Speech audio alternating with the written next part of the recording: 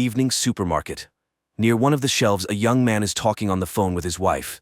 The woman is irritated, and the guy is trying to justify himself.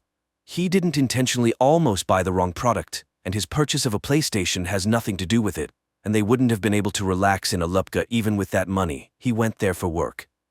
At the checkout, there are 3 people in line. The first is a man who looks a bit homeless. The cashier announces the total, and the man is short of 10 rubles. He tries to persuade the cashier, but she remains firm. So the man turns to those waiting in line. If they care about the fate of a person, they should lend him the missing amount. He asks them to think that they are all preparing for a terrible judgment.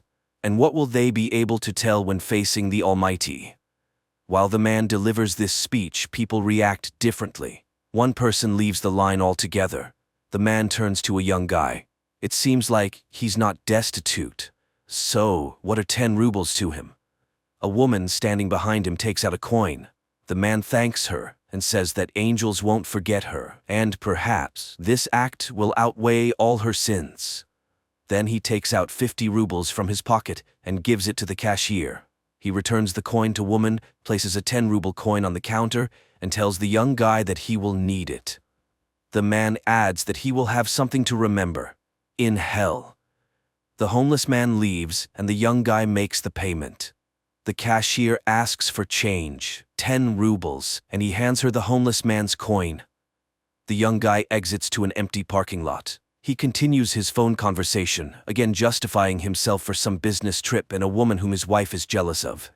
He sees the man who was sitting on the curb earlier. He approaches and gives him the coin because he doesn't need someone else's. The homeless man asks, is he afraid of burning in the fiery Gehenna? Perhaps he believes in the Lord? The guy confesses that he's not very religious, to which the homeless man inquires, so, after death he plans to become worm food? Is that the pinnacle of his life? The guy says he's a mathematician and believes in the exact sciences. He asks if there's any evidence of God's existence. The homeless man claims there is an undeniable fact.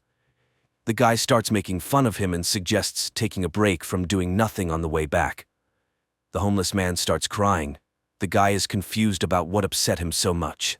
He reassures the homeless man, telling him he's young and he has everything ahead of him. It's the right time to think about the future because it all depends on him. By the way, he mentioned earlier that he can provide evidence of God's existence. And the homeless man calmly says that he saw Jesus himself because he is the eternal Jew, the one who didn't let the Lord rest at his house when he was carrying his cross. He told Jesus that he would rest on the way back. Jesus agreed, but he would have to wait for him. The guy asks again, and this happened 2,000 years ago.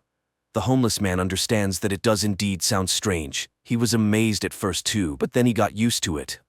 So, for him, the existence of Jesus Christ is a fact. However, he can't prove it in any way. He didn't keep a piece of clothing that Jesus wore, and how could he prove that it wasn't a piece of his own underwear? He doesn't have the cup from which Christ drank or the stone from under his cross. The guy concedes that the Jew saw Jesus. What was he like? The homeless man says he was just like everyone else, only tormented. He also doesn't remember his face.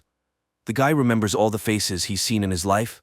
The guy is puzzled and asks again to tell him what happened. The Jew says that Jesus was being led past his house under guard. He stopped to rest, and the Jew forbade him to lean on his house. After all, he called himself the Son of God. It was outrageous, so he told him that he would rest on the way back, and God ordered him to wait for him. He couldn't know who he really was, and no one could. The guy asks if the Jew is ashamed that he didn't let Jesus rest. The homeless man asks, maybe that was God's plan? The guy asks if he tried to make amends for it. Maybe become a clergyman, for example.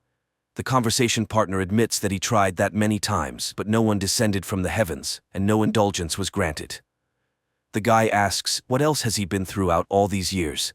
Maybe an immortal killer. An immortal killer, that would be cool. The Jew objects. Being immortal is cool in movies, but in real life, you need to find food, seek warmth, and wait, like waiting in line. He has already studied all the ads on the walls, all the holes in the couch, but people keep coming and going. It's no longer interesting to him who stood where in the hierarchy, whose place was more comfortable, who jumped the queue. The guy inquires, what is he waiting for? The second coming, or the end of the world? The homeless man nods, maybe both. No one knows when the end will come. The guy is puzzled again, but an ordinary person is afraid of death. So is the homeless man. He's eternal, but if you cut off one of his fingers, he won't keep living with 4 fingers. He's broken his bones many times. But what if a tank shoots him in the head? Will he be an undying headless man? The homeless man confidently says that won't happen. Hasn't he tried to end his life himself? The Jew nods. Of course, he even tried to hang himself in the very beginning. He hung from a tree for 2 weeks with excruciating pain in his throat until the branch broke. Later, in 1945, he was captured by the fascists and got scared. He tried to shoot himself. The gun jammed. It was exploded, shredding his whole arm with shrapnel. But everything healed. He came to Russia from Poland 40 years ago. The guy is curious again. Maybe he's just schizophrenic, and doesn't it bother him at all? How did he decide that all these events were real? The homeless man shows his arm. He made notches. 920, 1464, 1812. Decades pass. And he sits and thinks, maybe he scratched them yesterday, put the dates, as if 200 years had passed. And he asks for help to figure it out, like stabbing him with a knife, for example. But the guy refuses. He doesn't want to explain to the police that he saw Jesus and shouldn't have died. The homeless man shrugs, saying, that's how it works. They walk across the parking lot. The guy asks him to tell something from history. For instance, what was happening in the 1st century? The homeless man responds, well, in general, it was the same. Shepherds herded sheep and fishermen fished. The guy insists, but in the world, the significant appearance of Jesus, church reforms, any mysteries and intrigues? The homeless man, in puzzlement, asks, where does he know all this from? He also learned it from books. Now, the guy remembers where he was in August 2000. Throughout the ages, he just lived. He was in different countries. It's just that the body requires a warm place and a piece of bread. As for how neighbors reacted to him being eternally alive and forever young, they didn't pay much attention to him, and he didn't stay in one place for long. Does he know ancient languages? He does, but now they are considered dead, and who can verify them? The men touch upon the topic of space. The homeless man has seen many strange things, but he hasn't encountered extraterrestrials. The most pressing question, can it really be that in all this diversity of worlds, there are no other forms of life? The guy comments that it's all too profound for a homeless, possibly heavy-drinking man. The homeless man leaves, and the guy locks his car and follows him. He asks, why did Jesus punish him? Shouldn't he be all-forgiving? The Jew says that it wasn't Jesus who punished him at all. He cursed himself with his own words, and the Lord simply fulfilled his own wish. The biggest curse is not that he's been waiting for 1,000 years, but that he, like a dull shepherd, remained the same. A person who creates, lives a spiritually enriched life. The guy doesn't believe it. It just can't be. After all, he's been living for so long. He knows much more than others. Surely he met great people like Michelangelo or Nietzsche.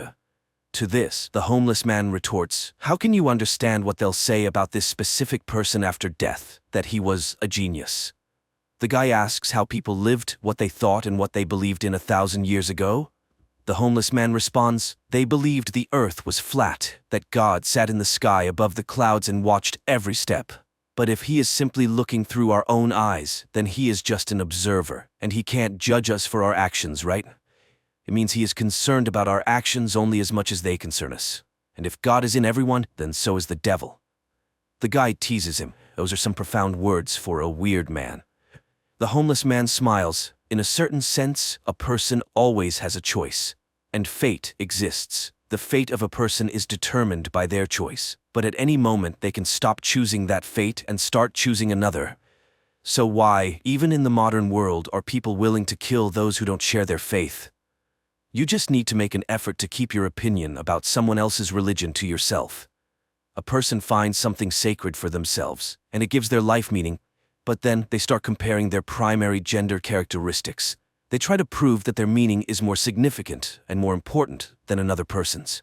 Of course, it leads to conflict. His wife calls again. The guy apologizes and says he hasn't finished yet. He met an interesting person and got engrossed in conversation. She says she'll come over now. He goes back to the homeless man and sits down next to him. The guy asks, why is he homeless if he's so intelligent? And why doesn't he want to change anything? The homeless man says he's living like he's preparing for a big exam, postponing the transformation of his life for later. The conversation partner says he's living somewhat similarly, but he doesn't want to think about death. He's still very young after all. The Jew reassures him, you won't even notice how it passes. No matter what a person does, middle age arrives, and then old age. And deep down, every old man feels like a little boy.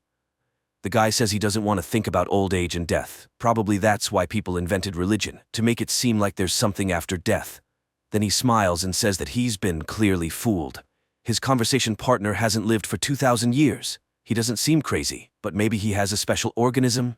Cells divide more frequently, the body constantly regenerates, unique genetics perhaps. Probably they can make medicine from his blood. It can't be that he hasn't done anything remarkable throughout his life. He was in Poland during World War II. Did he hide Jews? The Jew laughs. He is a Jew himself. It was a Polish family that hid him, and then they were discovered and taken as prisoners. That's when he tried to shoot himself. The guy laments, well, yes, times were tough. The homeless man disagrees. Times are always the same. The conversation partner is astonished, but how can that be? Everything has changed in the world. If you trace history from the Middle Ages to the present day, a lot has changed. The Jew says that everything changes if you pay attention to those changes every day, just like a river flows, rages, and is never the same. However, the way that river flowed 100 years ago is the same way it flows today, in the same channel.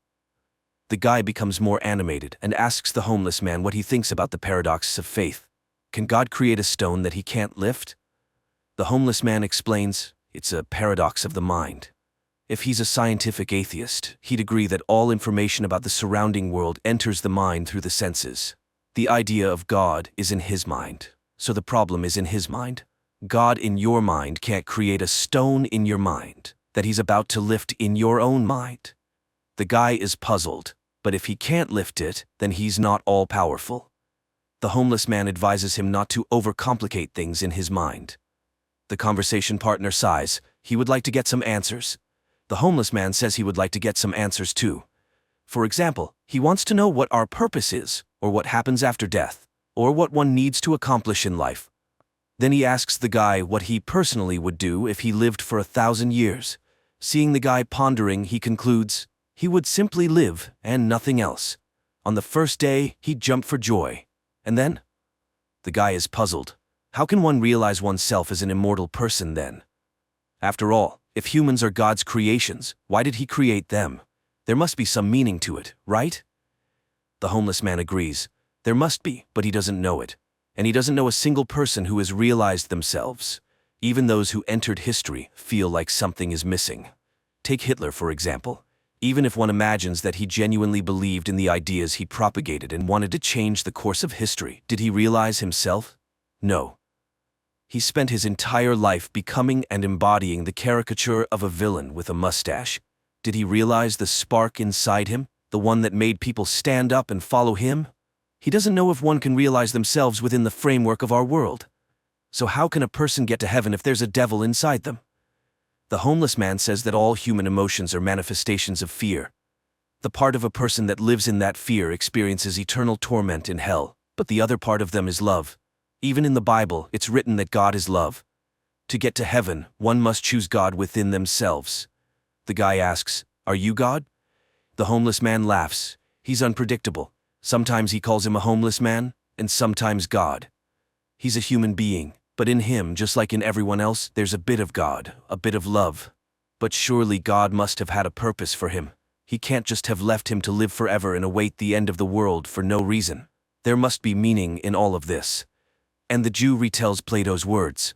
Horses are born and die, but they're just embodiments of the idea of a horse, which lives forever. Likewise, people are born and die, but they're just embodiments of the idea of a human, which lives forever. It will live until the end of humanity. Their meeting has no symbolism. He can consider that he just met the idea of a human, which he's always met, even in the mirror. All of them are embodiments of the idea of a human. Tall, short, sad, happy, lazy, successful, full, gloomy, and open. They all think they are unique, but new ones come to replace them. Year after year, century after century, they were children yesterday, and today they are already old.